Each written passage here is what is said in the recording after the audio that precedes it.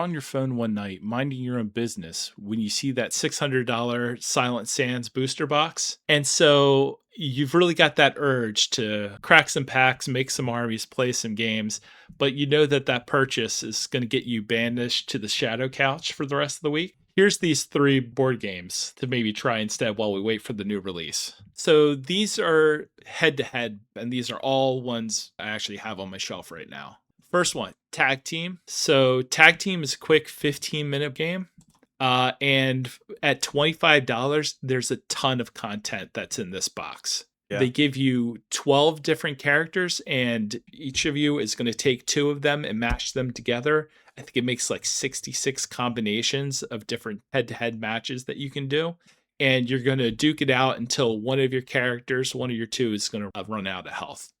So what they call Tag Team is they call it an auto battler, which pretty much means you'll both reveal one card from your deck and resolve attacks and abilities on your cards at the same time, which kind of makes it like like a game of war, but there's a lot more strategy than that. So each turn, you're going to start off with 2 starting cards from your characters, and then each turn you're going to mash together the rest of their decks into one, shuffle it up, and you're going to draw 3 cards, and you're going to take one of those and you're going to draft it and you're going to put it into your deck. And where you place it matters because your deck order never changes. So it's like a game of war that you never shuffle.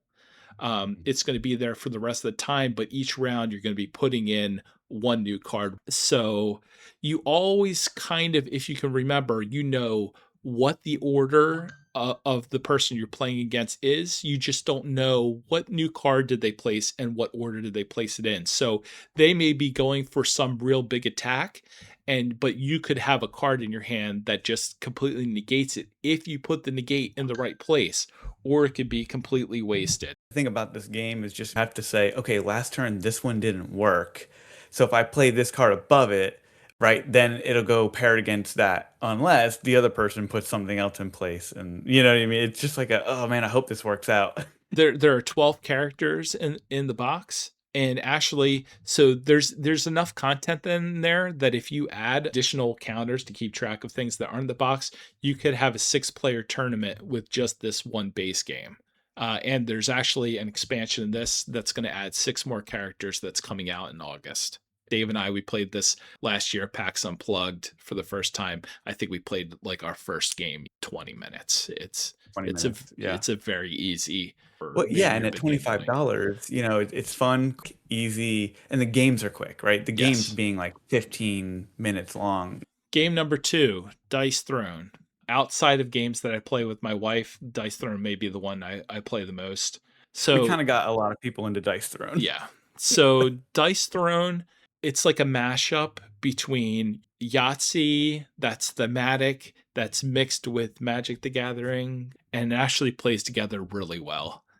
I always describe it more as Yahtzee and Disney's Villainous, that regard, and it's got some magic themes to it as well. So on your turn, you're going to roll 5 dice, and you get to choose which ones you want to keep, and you're going to roll the others, and then you're going to do that one more time, same as Yahtzee works.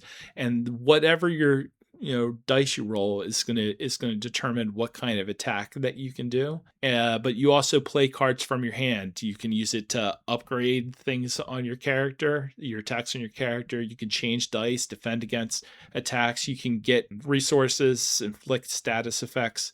There are tons of themes to this. There's Marvel, there's X-Men, and there's a lot more generic, like barbarians and thieves and elves, and there's tons of stuff that's out there. It even lets you determine how much you want to buy into it, because you have 2-player packs, you have 4-player packs, you have 8-player packs, and they're even just now going to be launching individual packs. So you can get specifically which characters that you want. So they're splitting them down into individuals. Start with whatever you like. I would say if I had to give a recommendation, the Dice Throne Season 2, anything from Season 2 is really good. The new one, Dave, what's this one called again? Outcast. Outcast is really good. I have it on my shelf, but I haven't played Vanguard yet. Haven't cracked it open. I just got that recently. Definitely like the X-Men one. I like the theme more, and I definitely like how the characters play a little bit more. I The agree. Marvel one's probably my least favorite of them all, and it's still good. They're all good. They're all Yeah, like good. there's not a bad There's character. They're just situational sometimes. yeah. Well, Oh, and and there's the multiplayer yes, faction. right. So I'm saying all these for head to head, but really Dice Throne, you can play 3-player games, you can play 4-player, you can play team games. A matter of fact, you even have two options in Dice Throne to play cooperative. You can buy Marvel Missions or Dice Throne Adventures, and there's I think most people seem to like missions more than adventures. I would say go with that I one. adore Missions. I think Yeah, Missions was just made so well. if you haven't tried Dice Throne, it's really easy to teach. It's got a lot of concepts that people are very familiar with. And I'm not saying they're going to win on the first time, but you can be competitive. Our third game is Unmatched. So Unmatched is primarily 1v1, although you can play with more players. And so you're going to choose a hero, and a lot of times that hero comes with a sidekick, and you're moving about a board. You're spending cards to move about a board and to attack each other to knock out their hero. It's it has so many different sets out. There there are There ones are a lot. there it's insane. Based off of mythological creatures, other, it's like Alice in Wonderland, or yeah, Sinbad, or Sherlock Holmes. Uh, Bigfoot, yeah, Bigfoot, Little Red Robin Riding Hood. Hood, Robin Hood, Beowulf, Beowulf. Bruce Lee, Muhammad Ali, The Witcher, Yeah, Jurassic Park, Buffy the Vampire Slayer. there's Um, a lot of fi- IPs. 5 Marvel sets. There's and I'm not even close to coming to the end of them.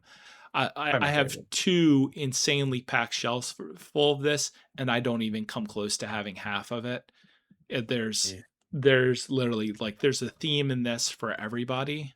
Yeah, so you'll have your little miniatures, your characters, you move around.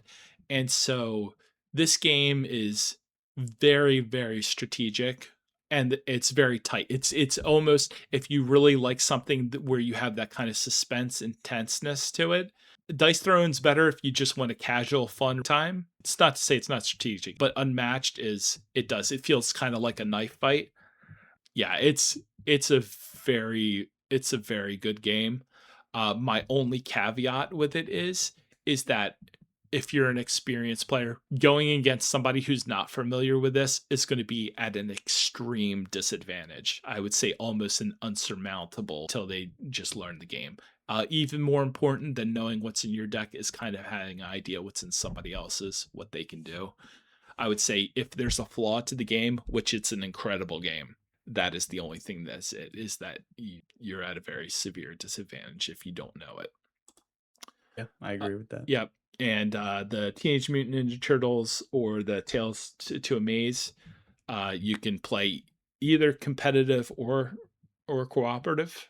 Like they're cooperative modes, but you can still play them competitively. There's And I'll say this, the scalability on the difficulty on this is pretty insane. Like I think just for when I'm just talking about cooperative, it's very difficult.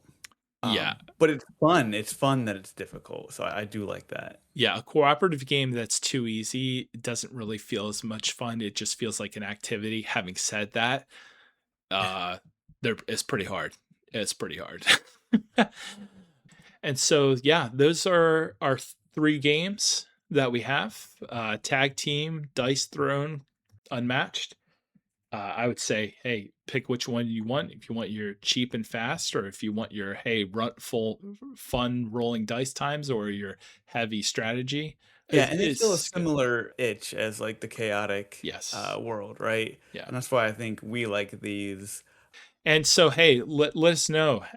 Do you own any of these? Have you ever played any of them? Did you enjoy this content? Because I've been in the board game scene for probably the last 10 to 12 years. I enjoy them a lot. I would love to share a lot of the other games that I have. If this is content that you're interested in, please definitely for this one, let us know because I'd love to make more of these just to bring some knowledge of some other fun games you can play with others.